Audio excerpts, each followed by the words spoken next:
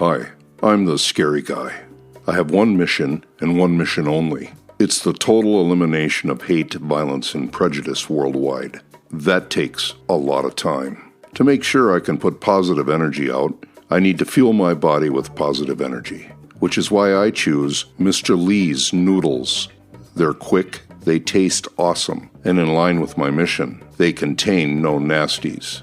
Go ahead, order some noodles today. Go to MrLeesNoodles.com, and if you tell them Scary sent you, by entering the code SCARY10, you'll get 10% off. And check this dude out, Mr. Lee himself. Damian Lee is totally awesome. A serial entrepreneur, a single dad to 2 boys, and a 4-time cancer survivor. That takes some heavy-duty, positive mindset.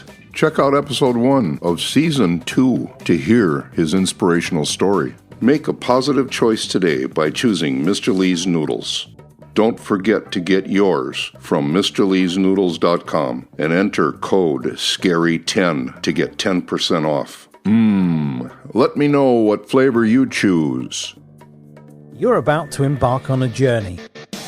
On this journey, you'll meet many people. Some will advise you, some will inform you, and some will entertain you. Every journey begins with a single step, and the time for that first step is now. Welcome to the Scary Guy Podcast. My legal name is the Scary Guy. I changed my name in a court of law. All of a sudden, someone I don't know in the tattoo business ran a full-page ad in the newspaper that read, "Are you tired of dealing with scary guys with war paint facial tattoos?" First thought that came to my mind was, what am I going to do to get that guy back? You know, revenge. I thought I'd jump into my hot rod Lincoln, find out where that guy lives, go over to his house, and run over his dog. A flat dog will get him back, don't you think? I realized I was a name caller, a hater. I could stereotype and categorize people at will. I jumped off of my pedestal and I told my friends I'm packing my bags. They said, "Where are you going?" I'm going to travel the world to help people see each other differently, from the inside out. Here's the truth, ladies and gentlemen. We need more people to stand up and get involved. Less people watching stuff happen. I don't care about your past. I don't care what you've done. I don't care where you've been. I don't care what you've said about other people. I'm going to love you the same as I've loved the last guy. And that's all the way. No one is safe on this planet until all of the hate is gone. Here's the hard part. You don't eliminate hate with hate.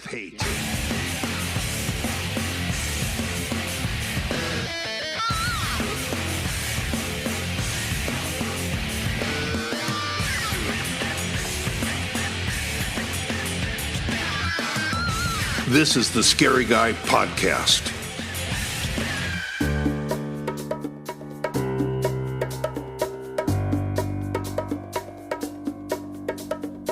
So welcome everybody back to the Scary Guy Podcast. Now today's guest hits all the right notes. You will be informed, you will be moved, and you will be entertained.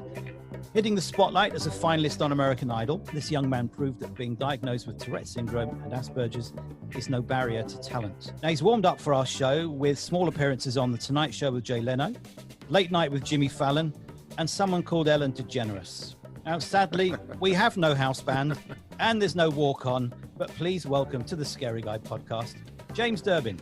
Yay! That rocks. Thank you, everybody. I'm doing a dance. I like it. There we go. It's good to have you here, James. This is Thank super. you. It's great to be here. Thank And you for you're having out, me. just for the listeners, this is really cool because you're all the way out in California, eh? Yes. And Yeah. we are on the other side of the world a little bit. What are we, 6,000, 7,000 miles away from him? Depends on which way you go. Yeah, that's right. That's right. Well, if you go over the U.S., about 7,000 or 8,000 miles away, and just really a privilege and an honor to have you on our show, and I never really expected to have you on the show until I got an email from you, which I thought was really radical, dude. That was really cool. Right? All of a sudden, I get this email. Tell us what happened. I mean, I was like blown away all of a sudden, and tell the listeners what you sent me an email for. That was really something. Yeah, absolutely. So my cousin Chris sent me a text just after his father had passed away. And my dad passed away in 1999. So I was 9. And he sends me this random text with a business card, and it has Scary's former name on it. And I look at this business card and do some quick research, and he's like, I'm thinking maybe this guy might have done some tattoo work on your dad. And so I never got a chance to know my own dad, and he had all his demons and everything, but through other people and through these experiences and such, I've kind of took it upon myself to do my own research and talk to people that knew him, or find out different things about him from other people that had those experiences with him. And one of that thing has been through tattoos. I don't have a lot of pictures of his tattoos, and that's kind of a thing I've been trying to find, and it's the whole reason I'm slowly covering my body in tattoos, and it's a real passion for me. So he sends me that business card, and I find that you changed your name and you recreated yourself, and I thought, wow, this couldn't have fallen in line in a better way. Someone that's all about talking about the fact that the cards that you've been dealt aren't necessarily the cards that you have to play the game with. It's right. Life is a game, and we're all playing the same game. We're all playing with different cards, but you don't necessarily have to play with those cards. You can have other cards hidden up your sleeve. You can manifest those cards and play the game differently. So yeah, I emailed you with a couple pictures of my dad, and maybe we'll it's just crazy. Do you know this guy, and do you have any pictures of him? Did you tattoo him? And all these questions. And unfortunately, in my life, I don't remember everybody I tattooed unless they hung out with me as a buddy, or a friend. Mm-hmm. But it was just really, really cool to relive that time period in my life, and for you to bring that back, and it was an honor. And then I did a little research about you, and I went, oh my God, this kid is like unbelievably talented. If your dad was alive, he'd be right there with you. I'm sure he'd be rocking and rolling right with you. Definitely. Well, it's funny. I just had lunch with a guy that grew up playing music with my dad. His name's Kelly Conover, and he had gone to London, and there was a on the River Thames. Is that what it's called? The River Thames. Yeah. And there was a barge that was a recording studio there. And one of the guys that helped run it was a young, shoeless, long-haired, dirty, stinky Richard Branson. And so this dude Kelly, he's a drummer, and he's working on a few albums and a few different projects that they're recording there for Decca. And they bring in this guy, I think his name is Ron McQuinn, and they were saying, we need a bass player, and Kelly said, I've got the guy. And he called my dad, who was here in Santa Cruz, and had him fly over. And there he spent 6 or 7 months recording on this guy's album. So, oh, cool. Yeah, it's crazy. I just got this picture of him sent to me. That's like 40 minutes into London, and he's standing there. And he's got a bottle of Jameson and a stogie, and he's just standing there, just chilling, just smile on his face. Did you know your dad at all when you were growing up till 9 years old, and he passed away at 9? You were 9, but did you happen to know him at all? He was a drifter. He was a Rolling Stone. So him and my mom had separated, and then got back together for one night only, and that's where I came. But He floated around. He came by a couple times, and he's kind of more of like a legend in my mind. Yeah. Because I didn't know him as well. And the more I find out about him, the more that there's things that I wish I didn't know, but I knew that those things did exist. Did you ever ask about your dad when you were a child, or is that something that you've now been looking more into as you become a father yourself? No, I've always been curious about him. I mean, I have his bass guitar here. I always talk about him. So my mom and my sisters, they know. But ever since I went on American Idol, there's been so many people that have come forward with pictures and stories and all that. So it's been really nice. Well, just in case there's someone listening to this that knew your dad. Yeah, his name's Willie Durbin. And he was a bass player, and he was based in Santa Cruz player the whole time, or do you know of other places that he went to? Obviously, he came to London. Yeah, he was mainly based here in Santa Cruz, and then he got around to Tennessee, and I mean, he must have got to Tucson, Arizona. Yeah, he got to Tucson. He used to drive a yellow shovelhead Harley. Yeah, just covered in tattoos, long hair, beard. Super cool dude. It's like the epitome of cool in my eyes. Is these pictures of my dad, just tattoos, long hair, beard. Did he make any recordings that you know of? Have you got anything?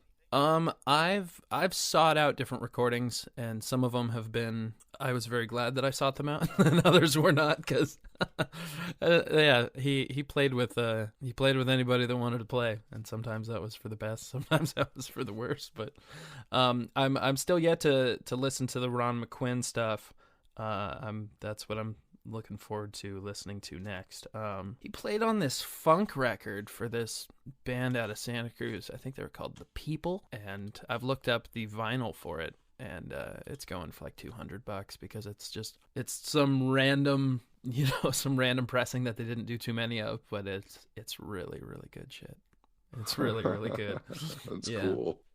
Yeah, he played like Jaco Pastorius. He played that style of bass, fretless, and he played it all. You know, he could all the spots between where, you know, normally the bass player is playing he would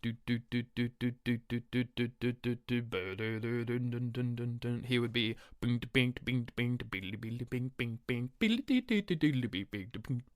yeah. He's pushing it. Yeah, he's pushing and pulling and backbeat, front beat, all of it. Do you think that's where you got your musical talent from? If that's possible, you know, if it is possible to have talents, music genes. Yeah, musical genes pushed down. Maybe. My opa, my mom's dad, was a tuba player and played brass his whole life, and he was a great musician. And my dad's dad kind of drilled it into him and was a bluegrass musician and gospel and country. So I think so. I think it's possible, but I really think that the idea of him and the mystery of him kind of drew me toward music and tattoos and rock and roll kind of culture more than anything. And when did you go on? Was it the Idol or was it a talent? Which one was it? Yeah, American Idol. Right, American Idol. That's amazing to me. And you were the winner of the American Idol? No, hardly. I got fourth. But I but to think me, that's each a of us, winner, dude. I mean, each of us individually, like when I look at everybody that competed on our season and participated, everybody is doing something, like even down to like the 10th person. Like they're on Days of Our Lives, and the 11th person there did some stuff. You know, some people did stuff with the Obamas, and some people did stuff with different TV shows and musical things and like all these different things. Like everybody's had their own personal individual successes. It's just it's cool to have been a part of a group that, you know, everybody hauled ass. Yeah. So you said this year you signed a new contract, or did you have one before? Yeah, I've had a few. But this one in particular is one I'm very, very happy about. It's a record label based in Italy, and they're called Frontiers Records. I sang for the band Quiet Riot for a couple years, and the 3 albums that I recorded with them, 2 studio albums and 1 live album, we did with Frontiers. And as soon as I left QR, my first email in my inbox was from the record label. Really? They said, "We want to continue to make music with you. You make great music with this band, and we want to see what you can do on your own." So, well, that must have been quite an experience singing. You were the lead singer for Quiet Riot? Yeah, for 2.5 years. That must have been an experience and a half. It definitely was. Some I'd rather leave behind, and some I'd, take with me. Certainly not quiet. Probably. Yes. Yeah. Well, there's probably a lot of stories that you can't tell. Yeah, pretty much all of them. There are a few that you. It was fun singing some Slade songs too. Yeah. We could do a director's cut. I know, right? Director's cut. Yeah. When were you with Quiet Riot? I joined them in 2007. 17. And was it fun? Sure. Did you have fun? Yeah. Did you really have fun? I was definitely it like had dreadful. There was both. There was definitely both. I mean, it's definitely difficult joining a band of people that have been together for a while and coming in as, a new guy. But it's also difficult because I had been independent and my own boss since 2015. Right. So Now you're working for someone. Right, exactly. I treat people a certain way when I do business and when I tour and when I deal with management and venues and bookers and promoters and agents and that sort of thing. So I have my own... You kind of had to put all that aside, didn't you? Right. You have to put all that aside and just kind of like sit back and be like, oh, this is how they want to treat people? Oh, gosh, this is a reflection on all of us? And then like going to like the promoter and being like, oh, can I help? I don't want that to be like the reflection on me too, because if I come back here with my band, I don't want it to be like, oh, that guy's an ass, Right. Well, the last 15 years or so must be like a bit of a blur because time just really flies, doesn't it? And this year has gone seemingly even faster. And we've jumped right into the middle of your career. So I'm going to put a halt on the whole thing now. Look, Scary normally does this in our podcast. I'm going to go, whoa. I want to take you back to that 9, 10, 11, 12-year-old growing up in Santa Cruz, just getting into maybe discovering your music and your life. I introduced you at the beginning of the podcast saying that you were diagnosed with Tourette syndrome and Asperger's. When did that happen for you? And how did that manifest itself? And did it affect your growing up, your childhood at all? Absolutely. Well, let me stop you for a minute. It's a double stop. There we go. It's a double stop, and the double stops are kind of fun. But before you get into the story, can you do us a favor? Because I honestly believe that not everybody in the listening world knows what Tourette's is, and I don't necessarily believe that everybody knows what is it Asperger's, Gary? Is that what you said? Yeah, Asperger's. Yeah, it's pronounced differently. Yeah. Okay, can you help define those two things for us from your standpoint? Yeah, James, I can definitely do it from my standpoint. So Tourette syndrome is a neurological disorder.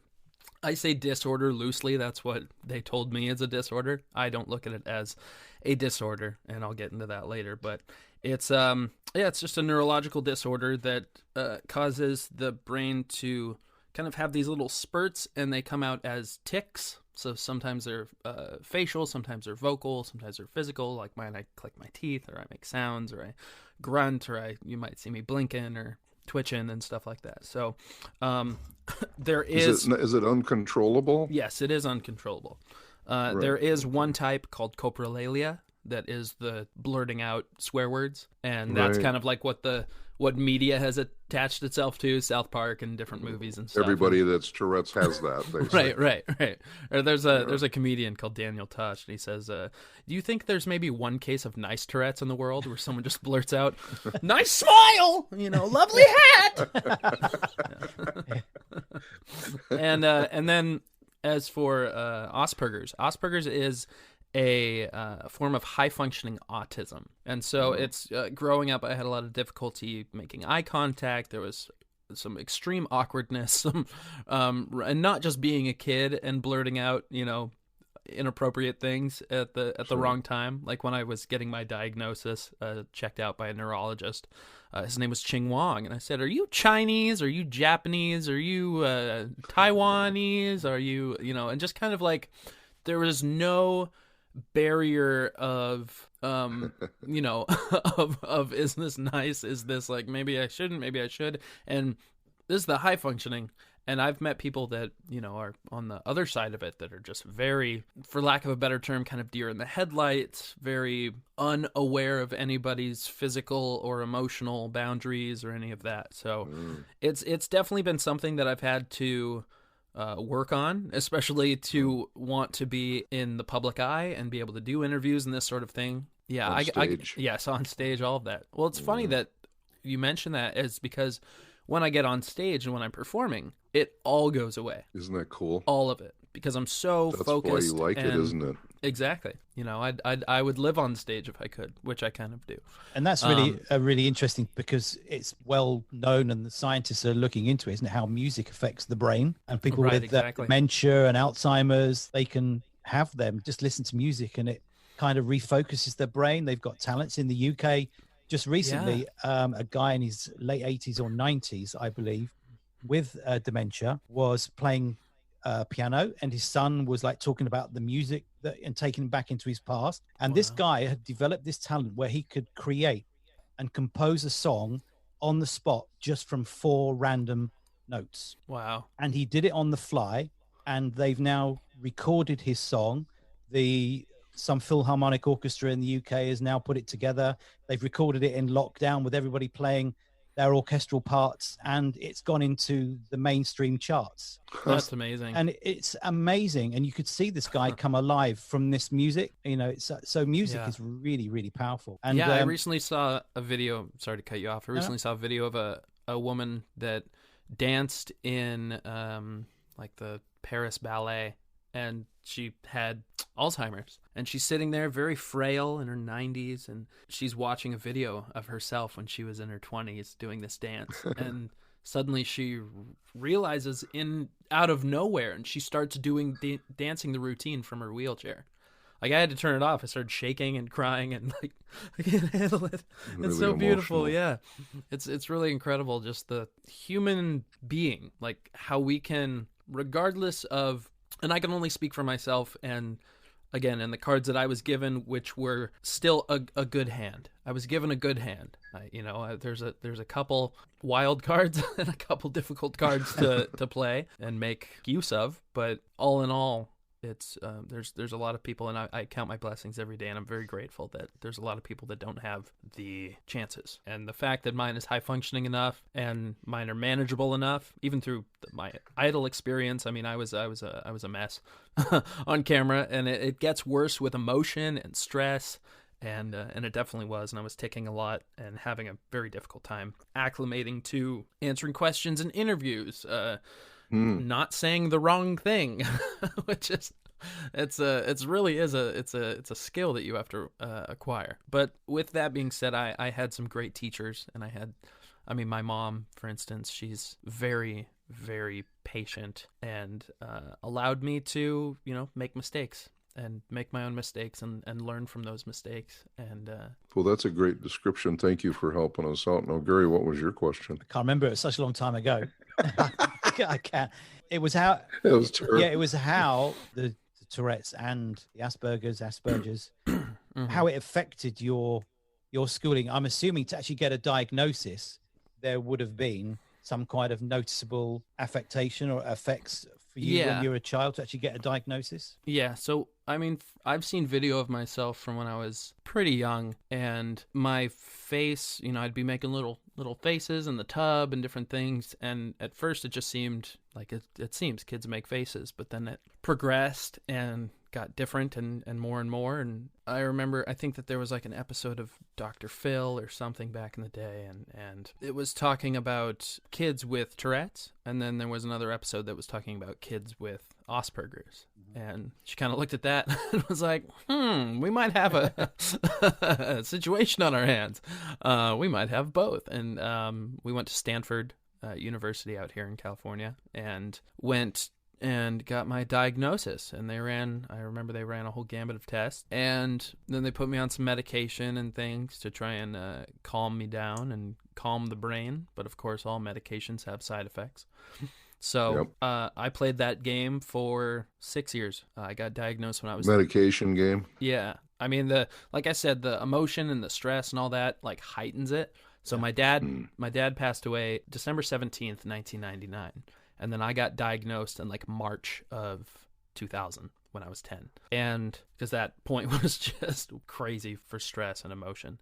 And it came out, and it really showed itself. That affected you. Yeah, it really did. Were you living with your mother at the time? Mm-hmm. Yeah, me and my mom and my 2 sisters, older sisters.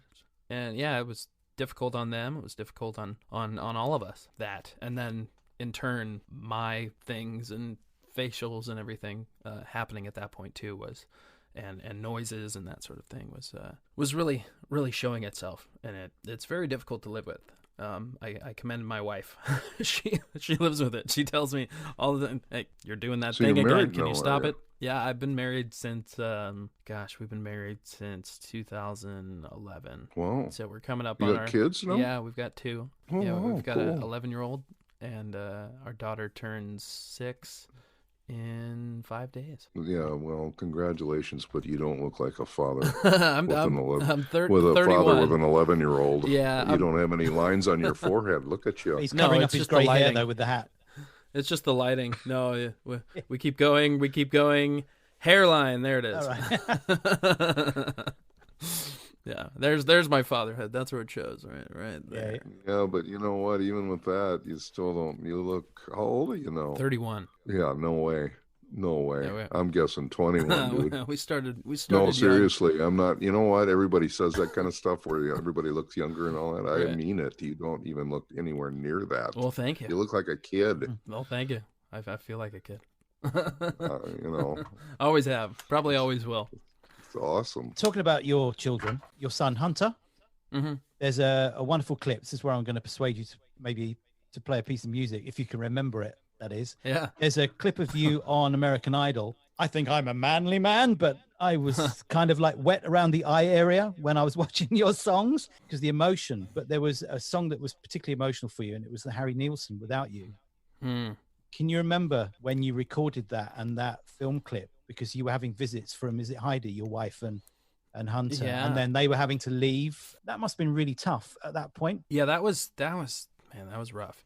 That was definitely a difficult time during the competition, because when we were out there, you know, I had not been away from my wife and my son for longer than 24 hours.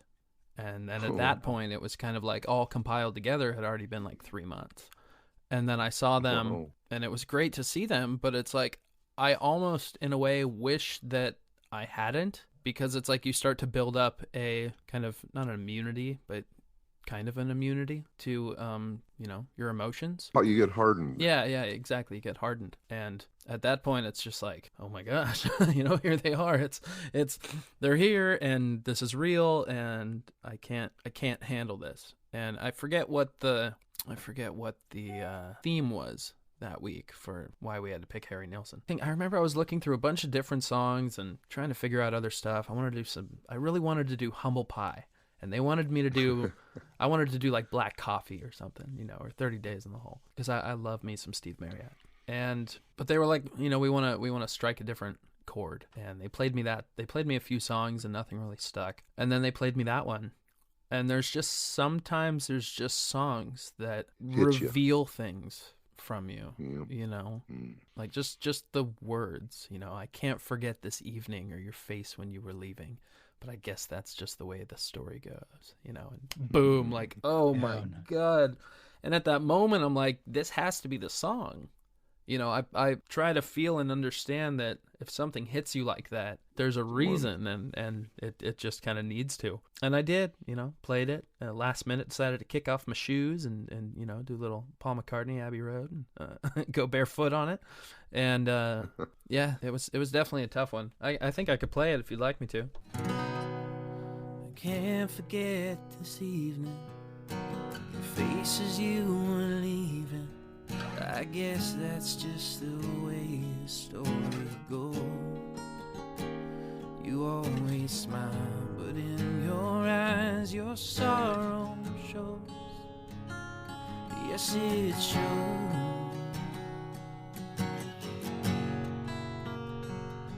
No, I can't forget tomorrow when I think of all my sorrow. I had you there, then I let you go. And now it's only fair that I should let you know what you should know.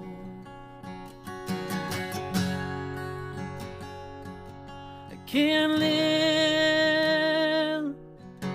if living is without you. I can't give anymore. I can't live if living is without you. can give. I can't give anymore. A little bit. Yeah, that's incredible, dude. Thank you. Incredible. It's early. Those are my first notes. Except for when I warmed up earlier, the la la la la la. No, it's more than incredible. So Thank you. jealous. Your talent is amazing and your voice is incredible. And your sense of stage and theatrics is also awesome, having watched your other performances and that. So talking of the stage, what drew you into the stage and the theater and that? What got you going in the first place? My older sisters were both in theater in high school. My older sister, Carrie, she was more in the tech side, but my oldest sister, Deanna, she was right up there and was getting lead parts and that sort of thing. And I saw that right around the same time that I really started discovering what kind of music I liked. And at that time, it was Motown, it was the Jacksons, it was Michael, it was Marvin Gaye, it was Al Green, Temptations, and Shirelles, and all those. And so when I saw the difference of like hearing people on the radio and seeing concerts and things on TV, and then seeing that there's a theater where you can go and sing and perform and act, and my sister can do it. So if my sister can do it, that means I can do it. And they were doing the musical Damn Yankees about the Senators baseball team and the guy, Joe, and he sells his soul to the devil for one more run at baseball stardom and leaves his wife and disappears and becomes like a 20-something-year-old guy. And Shoeless Joe from, I can't remember the rest of it, Shoeless Joe from Panama Ho or something like that. And I fell in love with this show. I went and saw it once, and then for the first opening night, I don't know if this was before my dad passed or right after, but I was doing like t-ball and little league and that sort of thing, baseball. And I remember I had my baseball pants on and my cleats, and I got like a t-shirt from the show and a little hat, and I'd sit there every single show with like a A&W or a Bargs or a Dad's root beer and a box of Junior Mints, and sit there and watch and just take in this whole show. And I would go and see every single performance. Like I'd get given $1, and back then for $1 you could get, a soda and a box of candy. It was great. And I just sit there on the floor in front of the stage every single show, and I learned every single song, and I took it in, and I learned the blocking, and I learned everyone's parts and most of the dialogue. And then I got to go backstage, and to me, like, looking back on it, it was just like a bunch of high school kids, in like a theater room. Yeah. But to me then it was like, this is going backstage Hollywood. This is, pulling back the curtain for, the Wizard of Oz. There's Oz. There he is. Oh my gosh, there he is. He wears khakis? No. And just seeing that and seeing like them putting on their makeup and putting on their costumes and getting into character, and it just looked like so much fun. It looked like all the fun in the world. And so the very last night of their performance of Damn Yankees, I was there, of course, and they brought me up on stage. I remember going backstage before the show, and they said, "James, we want you to come out on stage with us and sing While We Think About the Game. While we think about the game, the game." And I did, and I thought that, they just keep me in the back, but they pushed me up to the front of the stage, and I'm there in front of a sold... How old were you at this time? Oh, 9, 10, maybe. Wow. And huge impact. Yeah, huge impact. And I remember, like, for a split second, I kind of froze, and I'm singing, and then I look out, and I'm like, oh, I'm above everybody else. They're all watching me. They're all hanging on every limb, creating this in my head, but they're all watching and waiting. And I felt like Michael Jackson in that moment where he comes out from the bottom of the stage, and it's on like the history tour, and he's standing there in his spacesuit, and he's like, not moving for like 10 minutes, and people are just going, batshit crazy. And then he takes off his helmet super slowly and then holds it. And then, like, people are fainting and dying in the crowd. And to me, it was like, no one was actually having that reaction. But to me, it was like, this is what that probably feels like. And so then I just got into it. Wow, we think about the game, big arms and big, big legs and swinging. And I just fell in love with it at that point. So I remember the next play that my oldest sister Deanna did was South Pacific, and for that show they needed a kid. They were looking for a small black-haired, tan Cantonese French boy. Perfect. And- Perfect. Yeah. yeah, I wasn't always as tan. I was very pale. We dyed my hair black, covered me in toner, put a sarong on this, chubby little 11-year-old, and some Jesus joggers, some some sandals, and away I went. And I still remember the song. It was a Dites-moi, a French song. I don't know what it means. Something about love, obviously, aren't they all? Dites-moi pourquoi la vie est belle. Dites-moi pourquoi la vie est gaie. Dites-moi pourquoi, chère mademoiselle, est-ce que parce que vous m'aimez?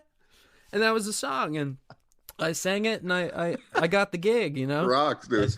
I got the gig. I want that. You know what? I think I want that, recorded on. I could just play it when I The want. ringtone should be the ringtone on your phone. Yeah, ringtone. I'll send you the That session. rocks. Yeah. Yeah. It's in there. Please do. I think it's Just still send it as a recording. ringtone. Yeah, we're still recording. And so I did that, and then suddenly it's like I didn't have to go sit in the crowd during the show, although I did. Because I just love to watch the show. But I was backstage, I had my own spot. I had my own dressing area. I'd get to sit back there and hang out and listen to them sing songs and just be teenagers and high schoolers. And I thought, this is the coolest. I can't wait till I'm in high school and I get to come to this school and I get to be a part of this class. And you did. And I did, yeah. Did you try out for the musicals and things in high school? I did, yeah. I got Mottle the Tailor in Fiddler on the Roof. Wonder of wonder, miracle of miracles. God took a tailor by the hand.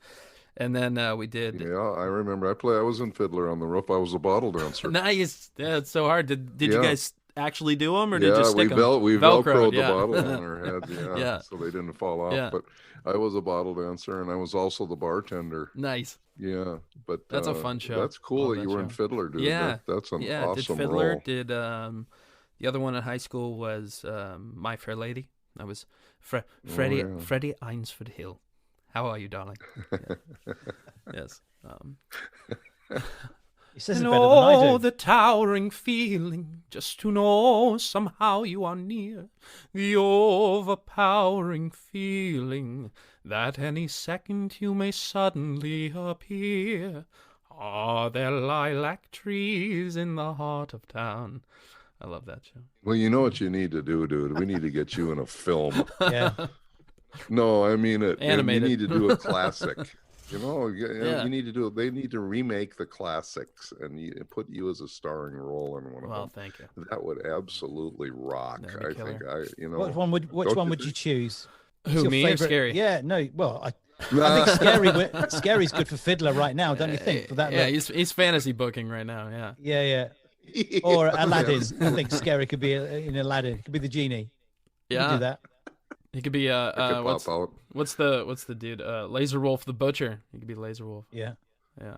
But you, James, if you could pick one musical to do a movie remake, which would it be? Film. Yeah. I've always wanted to do Jesus Christ Superstar. Oh, I've that'd be awesome. I've never done it, and I love the You should soundtrack. be on Broadway. Do the one on Broadway, dude. Yeah, that'd be fun. I was talking to some folks before all this stuff went down, and obviously this put a damper on everything from that kind of live performance aspect. But yeah, it's maybe possible for the future. I mean, there's Would you do it if they made you an offer to do it? yeah, oh absolutely. If the offer was good. Yeah.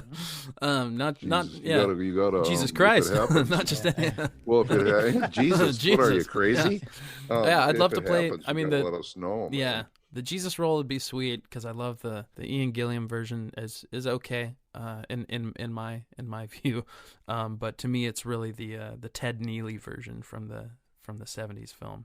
I just think that he was a little crazy, but his voice, just that he had that essence in his voice. Go back and listen to that. He's got that little bit of a Steve Marriott, but it's just something else. And he continued to play that role. Ted did after the movie. He continued to play that role on Broadway and live. I mean, remember Jesus died when he was like 30, and Ted continued to play it till he was like in his 80s. That must be on your bucket list to do then. You've done stage and drama. You've been on television singing, and we went really even got into American Idol and how that really impacted your career. But I can see from where we're going with this that there's a musical in you. I think there's you talk about other people writing a musical. There's definitely one in you, your life story, how... Well, it's kind of sorry to interrupt.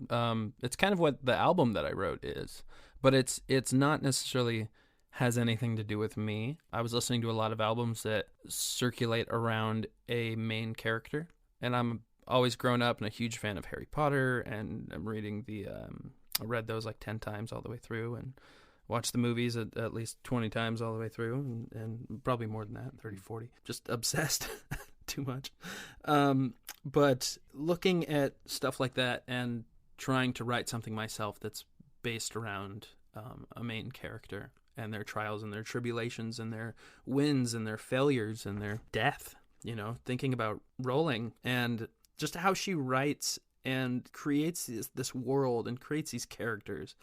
And any writer, but her in particular, just because I know and I've watched interviews and things where she talks about the emotional pull that it puts on her when she kills a character or kills two characters, and the cycle continues again. Like Harry, she had to kill his parents. She had to kill everybody that he ever loved or attached himself to further his story. And like the emotional pull that it puts on you for that. And I found the same thing, like writing my own characters and writing my own story, that he died. And I was like, spoiler alert, he died. And I was like, Are your songs kind of like the 80s genre music and rock and roll, where they actually did, and even the 70s and 60s in the real rock and roll, they told stories about life, and that's why I liked it so much, and that's what I grew up with, and so in listening to, they call it pop music now, and to listen to it a little bit is so disheartening to me, because I don't even know what the story is, or if there even is a story. It's more about movement and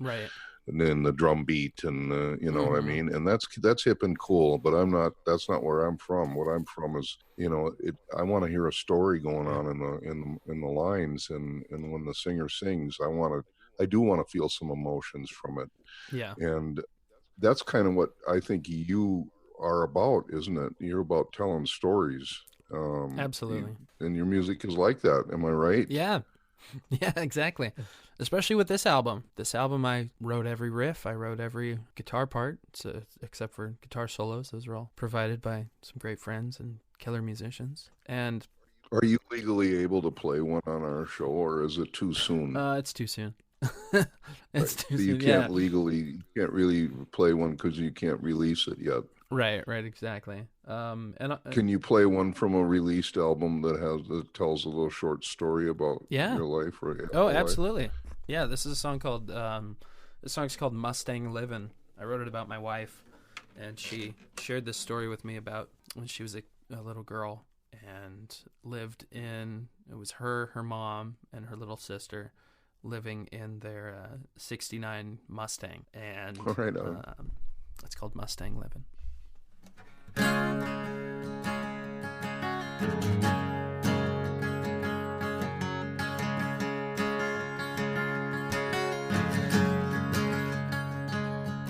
Well, the night is cold as winter come too early. The light is shone and it froze outside your door. Wrap yourself in comfort, dream that things are better than they are.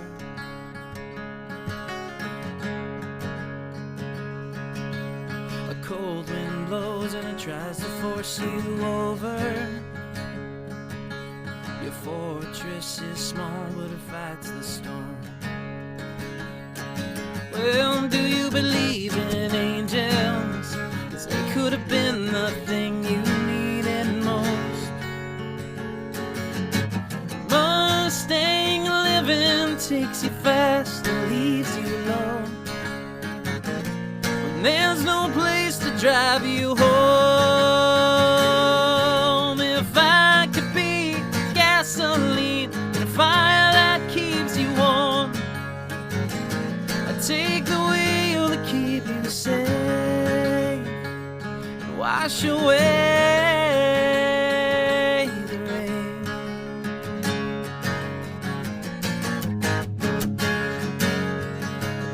your coast. Let me breathe your oceans. Your heater's broke as you stare out from your loft. Well, I wish I was there to guide you and help you to find your way when you felt lost. La la la la. A bird sings, her cage is rusting golden in the middle of the night where shadows pass. Then Emma's raced the highway, lost in her head behind the looking glass. Mustang living takes you fast and leaves you low. And there's no place to drive you home. If I could be the gasoline in a fire that keeps you warm, I'd take the wheel to keep you safe. Wash away the rain. Wash away the rain.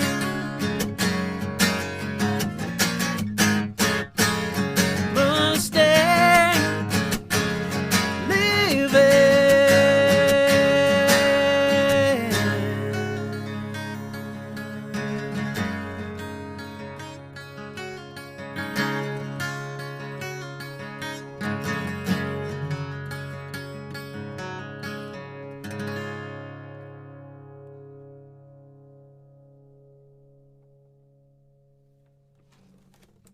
I don't even want to talk. That is absolutely incredible. Thank you. You just made my whole week. Oh, thanks, man. Yeah, absolutely. No, I mean it's just beautiful.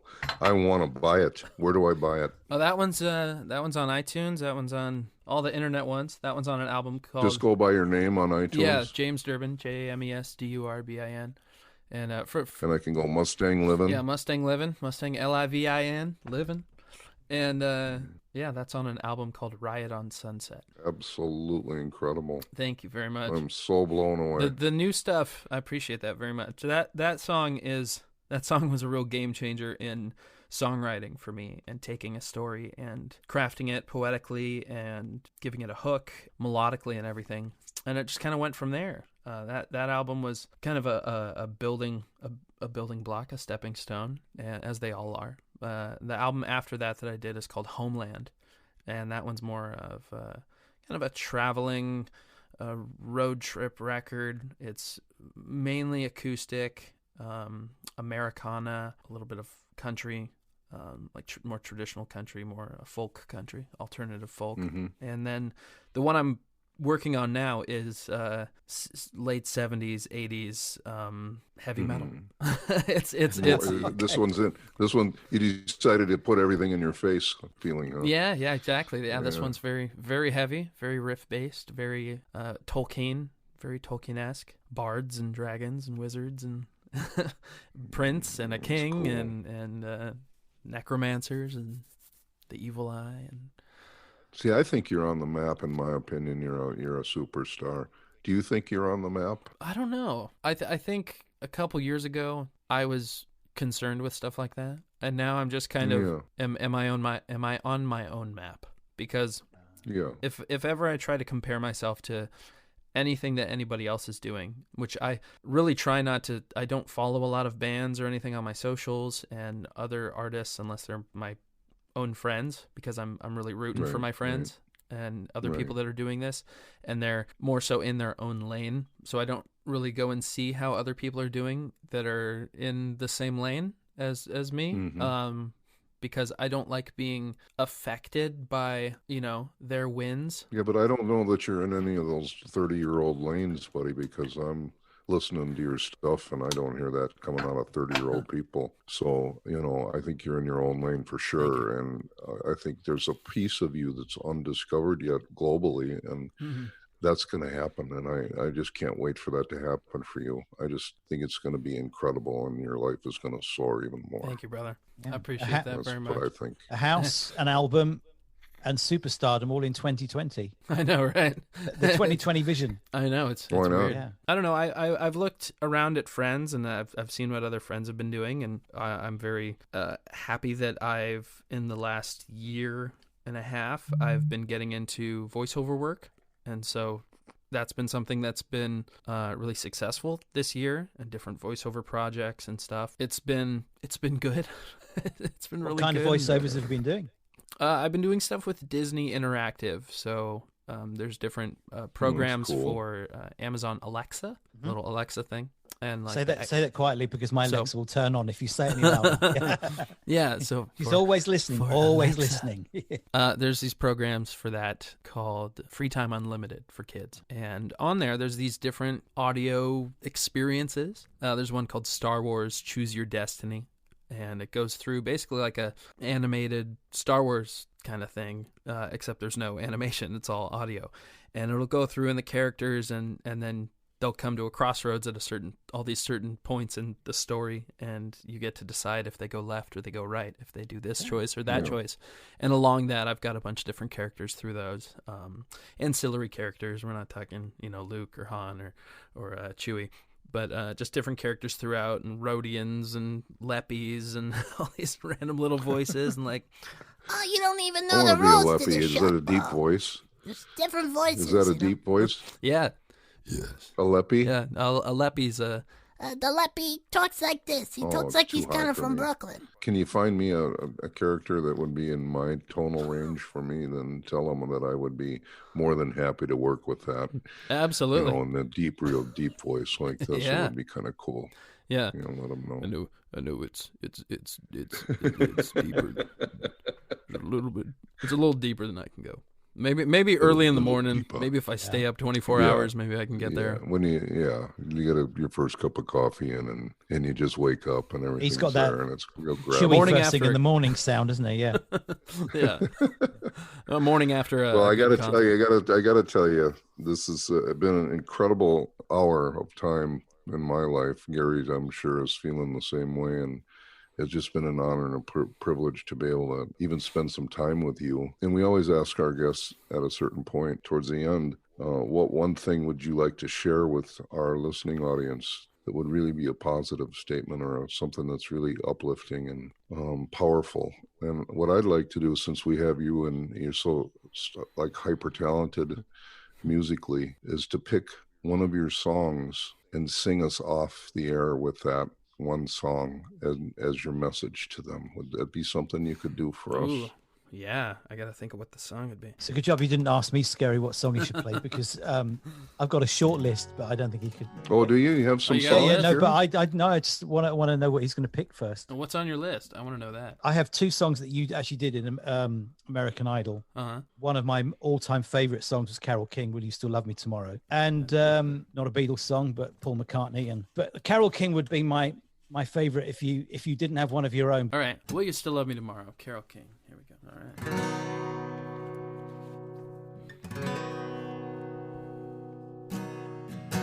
Tonight you're mine completely.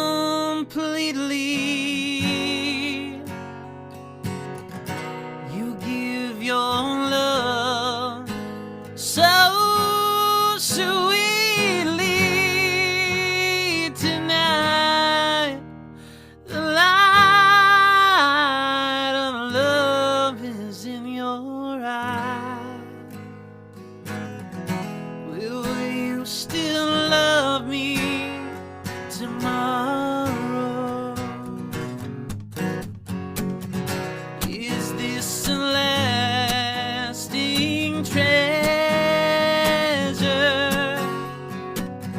or just a moment's pleasure?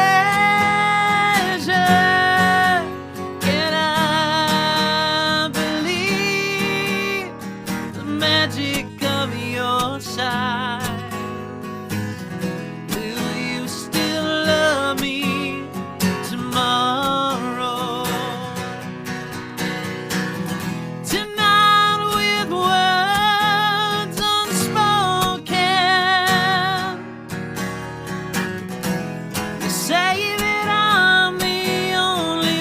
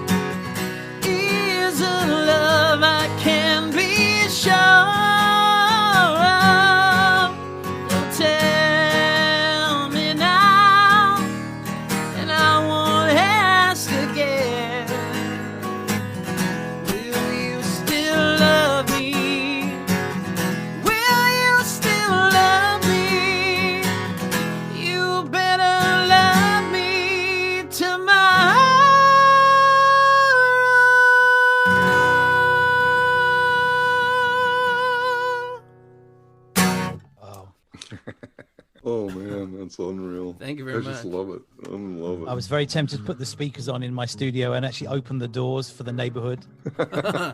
That's an awesome song. And Thank you. You got to come to the UK and do a tour here, man. You'd go over like huge. It'd be fun. I can't wait. So really appreciate you coming on. It's been more than a podcast for me. It's been awesome just to big time. hear you play and sing and to hear your thoughts. And as somebody that's worked with many youngsters and young adults with varying degrees of autism and Asperger's, and I know some of them haven't been dealt the deck of cards that you have been dealt with, but so many have got other gifts that they're only just now growing into. So you could so easily have become a victim to your deck of cards, but you've used those gifts and done more than prove that nothing can hold back talent. Thank you very much. During the idol process, I was doing it for myself originally, and I was doing it for my family, and I was doing it for a whole list of other things. And then right in the middle of it, Songs for Movies Week, I was having a difficult time with the producers and them not trusting me to, pick my own songs and that sort of thing. And right through it all, I got a call from the Make-A-Wish Foundation. There was a kid named Cole, and his one wish, whether he lived or died, was to spend the day with me. And not only that, but he has Tourette's, he has Asperger's, and he's had been in and out of the hospital since he was born. He had a double kidney transplant. He's blind in one eye. Like, these are things that have happened since I met him, and he's still kicking and still ticking and inspires me all the time. And that's when I realized that I have to use this platform to shed light on and to give the spotlight back to other people. Because when I was their age, when I was growing up, I prayed every day that I could have somebody in my life, not necessarily like related to me or somebody I could actually go see, but just anybody in the public eye that is like me. And I was always looking for that. And I'd always heard rumors that Jim Carrey or Robin Williams or Dan Aykroyd, I know Dan Aykroyd he's got Asperger's. Jim and Robin were so influential in my childhood. The idea that they had a fraction of what I had, and the fact that I could look at them and say, they're still doing it. They're not letting it stop them. If anything, they're using it to their advantage. So my whole thing is, the cards that you were dealt are the cards that you can play with. And like I said before, you can manifest other cards up your sleeve, and don't feel like you're limited by what society tells you should limit you. A doctor is learned in the ways of a doctor, and they're learned in one way, and that's the way that they have to treat it. If someone comes in and they have to give a diagnosis, that's a diagnosis they have to give. They're not going to say, well, try this CBD cream and try this GABA root and try this, go down to this river and find this flower and this leaf and grind it up and rub it in your eyeballs or whatever. They're not gonna say that stuff. It's like you just gotta live. When I was a kid and I was taking medications, I was tired of being what they thought normal was, and I need to understand what my normal is so I can understand myself and find happiness with myself and find out who I truly am. And so I stopped taking my medications at 16, and I learned how to live with how I am supposed to live. That's what I try and push on to other kids and other people that are dealt these same cards, is that you're not who they say you are. It's up to you to define who you are, and only you can define who you are. That's right. That's awesome, dude. It's been a privilege to have met you. Thank likewise, you. Thank you so much. You definitely have a talent. I'm going to be proud to say I knew him when he was just James Durbin. Now he's James Durbin, superstar, and I knew him. Thank you. Thank you. See you later. Take care. Bye.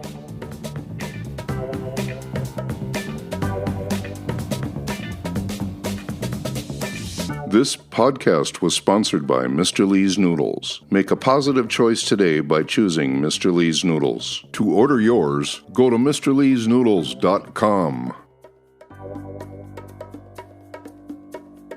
Thank you for listening to the Scary Guy Podcast.